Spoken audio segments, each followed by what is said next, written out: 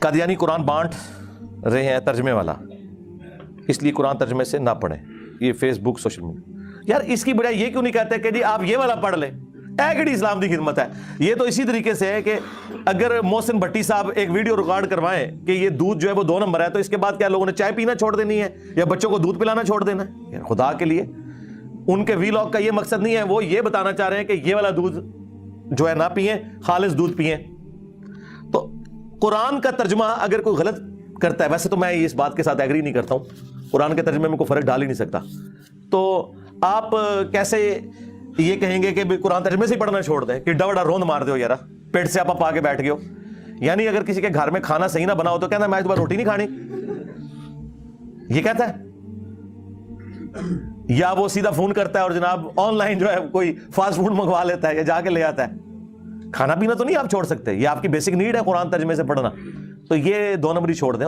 السلام علیکم ورحمۃ اللہ وبرکاتہ. Engineer about Qadiani school of thought reply to Qadiani people engineer Muhammad Ali Mirza. تو اس ویڈیو میں علی مرزا سے سوال کیا گیا کہ قادیانی جو ہے قرآن بانٹ رہے ہیں ترجمہ کے ساتھ، تو اس کو نہیں پڑھنا چاہیے. تو اسی پر علی مرزا نے کچھ بات بتائی ہے اور دنیاوی زندگی کے ریفرنس سے بھی بتایا ہے، اور قرآن حدیث سے تو بات کرتے ہی ہیں، تو قرآن حدیث کا تو معاملہ ان کے ساتھ رہتا ہی ہے. تو آپ بھی اس ویڈیو کو دیکھیں، سنیں اور سمجھیں کہ کیا معاملہ ہے، اور جو قرآن وہ بانٹ رہے ہیں تو اس کا بھی کیا معاملہ ہے. اللہ ہم سب کو قرآن حدیث پڑھنے اور سمجھنے کی توفیق عطا فرمائے، آمین ثم آمین. بارہا یہ بات کی ہے اگلے دن لائیو سیشن میں بھی کہ آج تک ہوا ہے کہ BBC یا CNN کی خبریں چل رہی ہوں اور اس کے جو نیچے پٹی چل رہی ہوتی ہے جس میں خبر لکھی ہوئی ہوتی ہے، دنیا کے آدھے انسان اس کا ترجمہ کچھ اور کر لیں اور آدھے کچھ اور کر لیں. سکینڈل لکھا ہو ایک پولیٹیکل لیڈر کا اور اس سے دوسرے کا سمجھ لیا جائے، کبھی ایسا ہوا ہے؟ قرآن کے ساتھ ایسے کیوں کرتے ہیں کہ جی وہ ترجمہ، آج کس ماڈرن دور میں بات کر رہے ہیں ترجمہ، جبکہ لیونگ لینگویج ہے قرآن کی عربی. یا تو زبان مر گئی ہوتی نا، دنیا میں چند لوگوں کو آتی.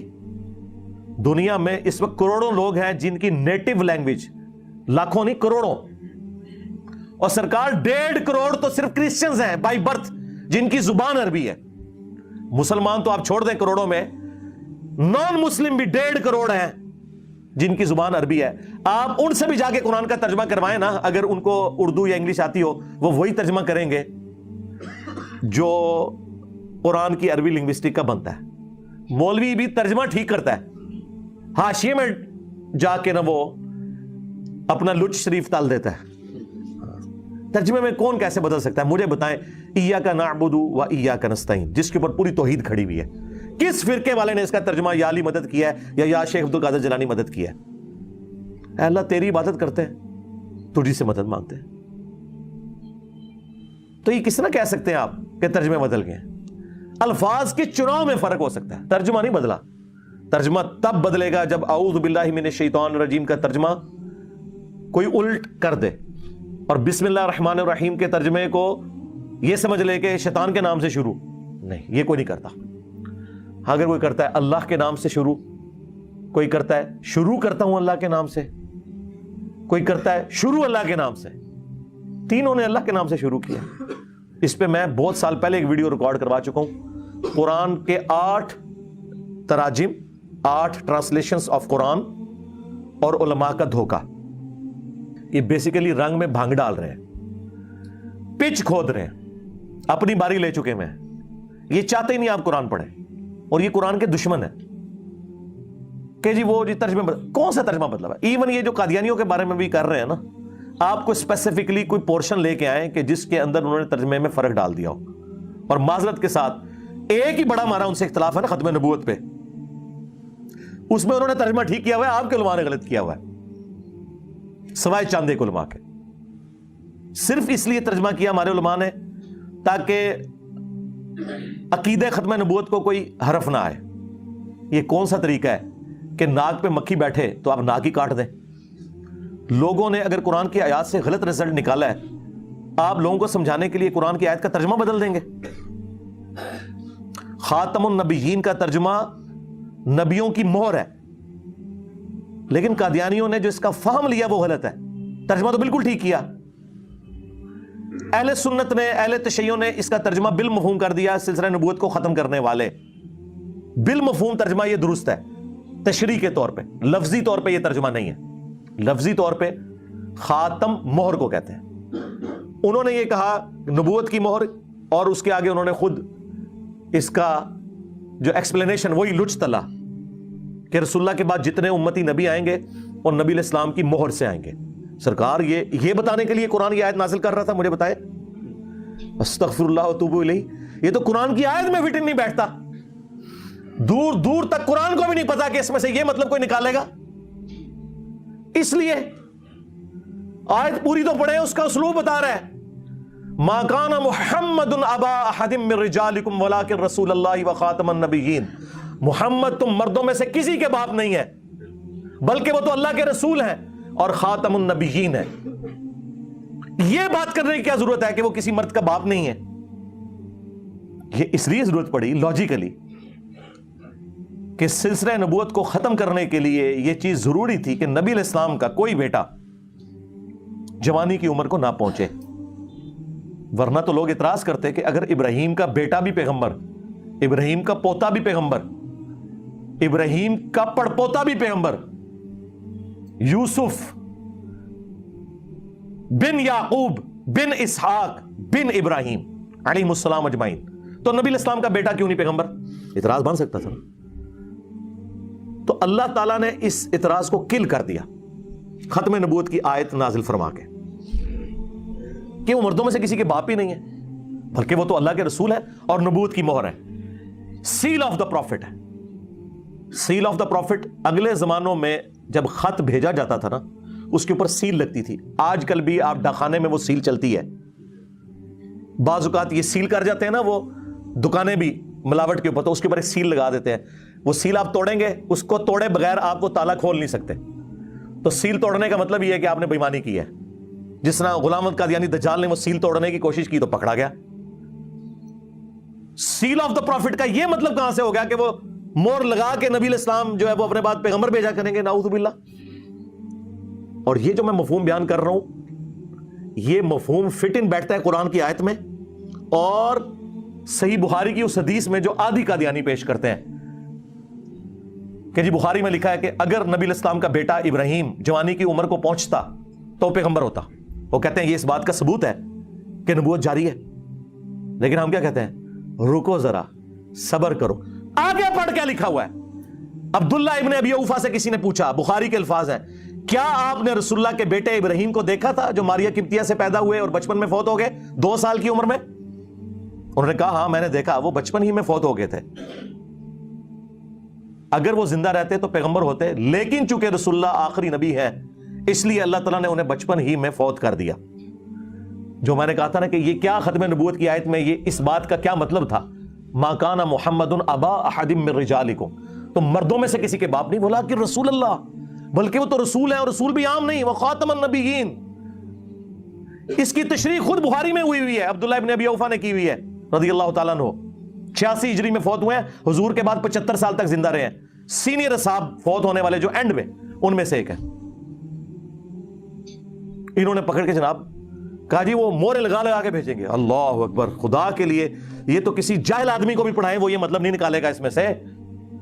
پھر بھی اگر وام رہ گیا تو بخاری مسلم دونوں میں حدیث ہے، نبی علیہ السلام نے فرمایا میری مثال اور اگلے انبیاء کی مثال اس خوبصورت عمارت کی سی ہے جس میں صرف ایک اینٹ لگنے کی جگہ باقی ہے۔ جتنے لوگ گزرتے ہیں اس عمارت کی تعریف کرتے ہیں اور ساتھ یہ بھی کہتے ہیں اگر یہ ایک اینٹ لگ جائے تو یہ عمارت پرفیکٹ ہو جائے، اور وہ ایک اینٹ میں ہوں، نبی علیہ السلام نے فرمایا۔ اور پھر آپ نے فرمایا انا خاتم النبیین۔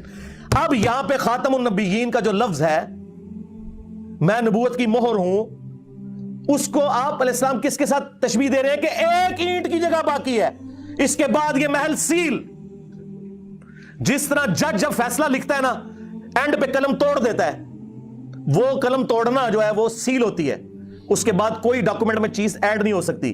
یا اگر کسی سرکاری ڈاکومنٹ کے اوپر سیل لگے مہر کی فارم میں, اگر آپ سیل سے مراد وہ والی مہر لیتے ہیں جو نبی الاسلام کی انگوٹھی والی سیل تھی, وہ والی سیل لیتے ہیں مراد, سٹیمپ جسے کہتے ہیں, دو معنی ہو گئے, ایک سیل اور ایک سٹیمپ.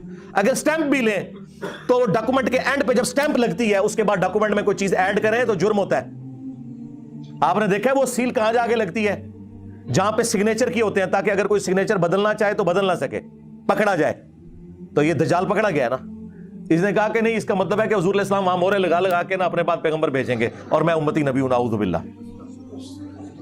اس کا کوئی دور دور تک. اچھا لوگ کہتے ہیں جی ان کی باتوں کا جواب دیں. سب سے زیادہ میری ویڈیوز ریکارڈ ہیں قادیانیوں کے دھوکوں کے اوپر, باقیوں نے تو صرف گالیاں نکالی ہیں جی, وہ ٹوائلٹ میں مر گیا اور فلاں جگہ مر. خدا یہ علمی بات کر رہے ہیں, اس طرح کی باتوں نے تو انہیں ان کے فاسد نظریات کے اوپر محکم کیا ہے. علمی بات کریں, ہم نے علمی جواب دیے. اس وقت پلانٹ ارتھ پہ جو لوگ چندے کھا رہے ہیں نا ختم نبوت کے نام پہ, کوئی ایک ویڈیو دکھا دے, میں دو نہیں کہہ رہا, ایک ویڈیو علمی جو ان کے دلائل کا جواب دیا ہو. جتنی ختم نبوت کانفرنسز ہو رہی ہیں, چاہے وہ عالمی مجلس ختم نبوت دیوبندیوں کی کر رہی ہو یا بریلویوں کی TLP کر رہی ہو, ختم نبوت کے نام پہ اینٹی قادیانی ہیں. ختم نبوت پہ بات نہیں کرتے کیونکہ وہاں چشتی رسول اللہ, ہائے ہائے ہائے اشرفی رسول اللہ, اے زخم ہے تہاڈا چلنا ہے, بار بار چلنا ہے.